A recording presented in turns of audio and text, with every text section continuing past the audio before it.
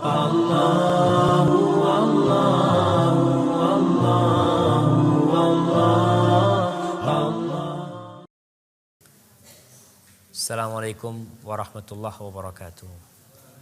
Saya ingin bertanya, apakah hal-hal yang tidak dilakukan atau dicontohkan oleh Rasulullah SAW? Tolong kalau nulis nama Rasulullah jangan ditulis SAW. Ini termasuk orang-orang yang pelit. Nah, bahkan disebutkan orang yang pertama kali meringkas sallallahu alaihi wasallam itu lumpuh tangan. Karena apa? Karena Allah menyuruh kita bersolawat dan tidak menyuruh kita bersaum. Allah mengatakan ya ayyuhalladzina amanu sallu alaihi wasallimu taslima. Allah nyuruh kita bersolawat. Kenapa kita siap nulis panjang ya? Lalu ketika sampai nama Nabi kita singkat. Kita nggak dapat pahala sholawat, bisa jadi dapat dosa kita. Tatkala menyingkat sholawat untuk Rasulullah SAW. Maka katakan Rasulullah Sallallahu Alaihi Wasallam. Tidak dilakukan atau dicontohkan oleh Rasulullah Sallallahu Alaihi Wasallam, tapi dilakukan oleh masyarakat saat ini. Apakah disebut bid'ah? Jika tidak, lalu seperti apakah bisa disebut bid'ah tersebut? Terima kasih sebelumnya. Wassalamualaikum warahmatullahi wabarakatuh. Ma'asyiral muslimin, kita harus tahu bahwa ada usaha Zionisme dan usaha kaum misionaris untuk memisahkan Islam dari sumber Islam.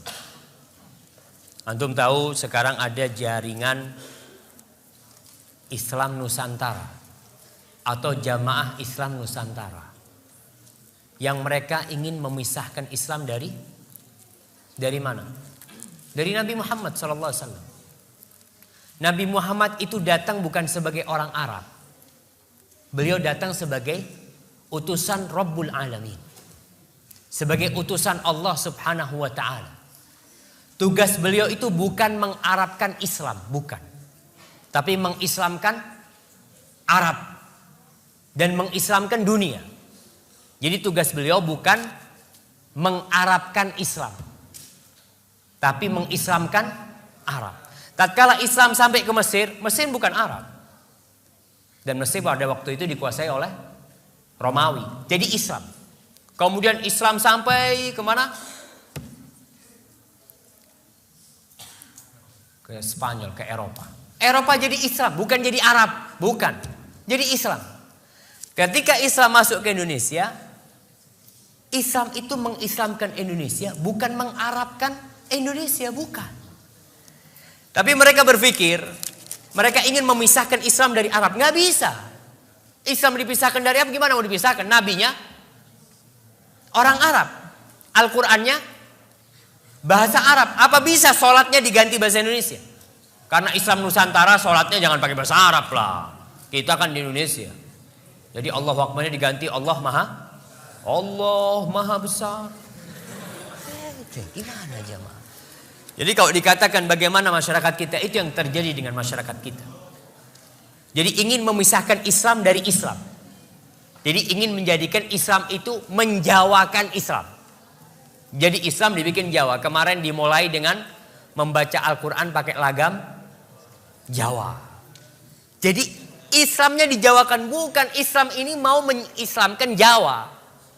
Karena agama yang diridhai Allah Subhanahu wa ta'ala adalah Islam. Jadi kemanapun kita pergi, kita akan mendapatkan Islam itu satu.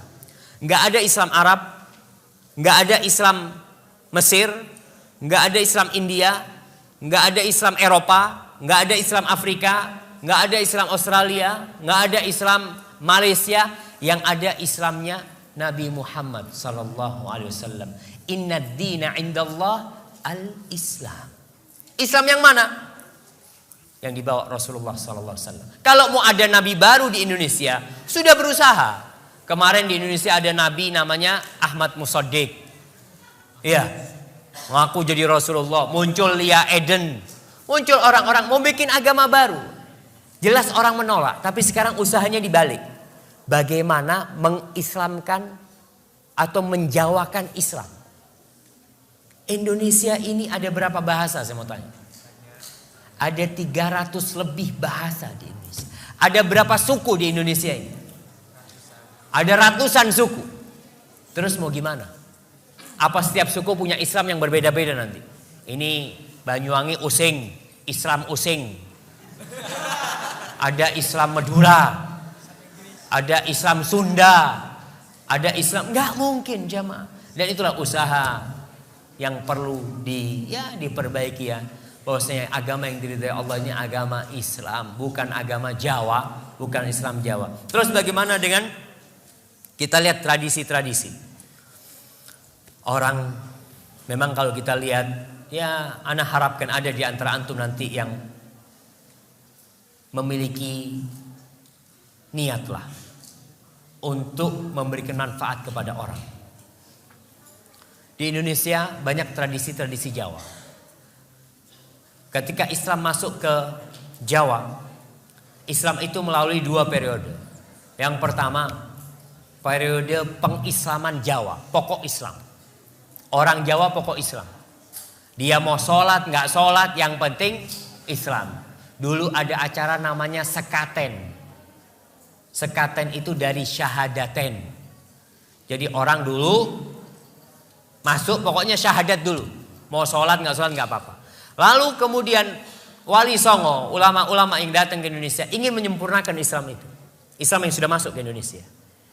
Tapi penyempurnaan Islam itu tidak pernah berhasil sampai hari ini. Karena ketika mereka sedang berusaha menyempurnakan Islam, masuk Belanda dengan salibnya. Masuk Belanda dengan salibnya. Masuk Belanda dengan misionarisnya. Bahkan sebelum ada Al-Quran diterjemahkan ke bahasa Madura, sudah ada Injil berbahasa Madura pada waktu itu. Kita tahu bahwasanya penjajah itu membawa 3. Apa yang mereka bawa? Mereka cari gold, terus glory, dan gospel. 3G. Mereka cari kejayaan, mereka cari emas, dan mereka akan tebarkan gospel itu. Dan itu yang terjadi di Indonesia. 350 tahun kita dijajah, alhamdulillah masih Islamnya. Walaupun ada yang masuk Kristen, ada, tapi tetap kita menjaga keislaman kita seperti itu. Kemudian mereka berusaha bagaimana orang Islam tetap Islam tapi Islamnya nggak benar. Itu yang terjadi sekarang. Bagaimana orang Islam jangan keluar dari Islam lah, tetap Islam tapi Islam yang ya sudah nggak ngurus sama Islam. Bayangkan ada seorang profesor doktor nih, guru tafsir, guru besar di UIN Syarif Hidayatullah, kalau nggak salah, dia itu menghalalkan homoseksual. Dan dia ingin merubah undang-undang agama. Kalau di situ kan ditulis undang-undang calon mempelai lelaki dan perempuan dihapus, nggak harus lelaki perempuan, boleh lelaki sama lelaki kamu. Na'udzubillah min dzalik. Ini usaha untuk merusak Islam itu sendiri. Yang mungkin antum kenal dengan Islam liberal ya, seperti itu. Itu usaha untuk merusak agama Allah Subhanahu wa taala. Jadi kalau dilihat bagaimana tradisi-tradisi, kita lihat tradisi itu. Kalau tradisi itu tidak ada hubungannya dengan ibadah, ya nggak ada masalah. Tapi kalau sudah hubungannya dengan agama tradisi itu, maka yang mana yang harus diikuti? Tradisi apa agama? Agama Allah Subhanahu wa taala. Tinggalkan tradisi. Namun orang yang meninggalkan tradisi akan menyulut api permusuhan. Betul. Nabi Muhammad SAW dimusuhi orang satu kampung. Bahkan mau dibunuh, mau diusir. Gara-gara apa sih? Meninggalkan tradisi. Orang-orang Arab itu tradisinya dari dulu. Mereka minta-minta sama patung ya. Antum lihat. Tradisi orang-orang ada sampai sekarang yang masih minta sama laut. Ada namanya larung laut. Ada petik laut. Saya mau tanya, itu tradisi dari siapa? Nenek moyang. Rasulullah datang dengan tradisi nenek moyang ada, tapi dirubah menjadi Islam. Bukan tradisinya diislamkan. Ngerti maksud tradisinya diislamkan? Tetap petik laut tapi bacaannya qul huwallahu ahad. Kita tetap itu pengabdian kepada siapa? Kita kepala kerbau kita berikan kepada siapa? Ketika ke laut itu. Kepada Allah? Bukan. Kepada jin-jin penunggu laut kita lempar ke sana. Minta keselamatan kepada siapa? Kepada Allah. Bukan. Maka lihat kepada tradisi-tradisi tadi. Kalau memang tidak ada dalam Islam, tidak diajarkan oleh Nabi, kita tinggalkan. Karena kita hambanya Allah. Dan kita bukan hamba siapa-siapa. Hadza wallahu a'lam bissawab. Nah.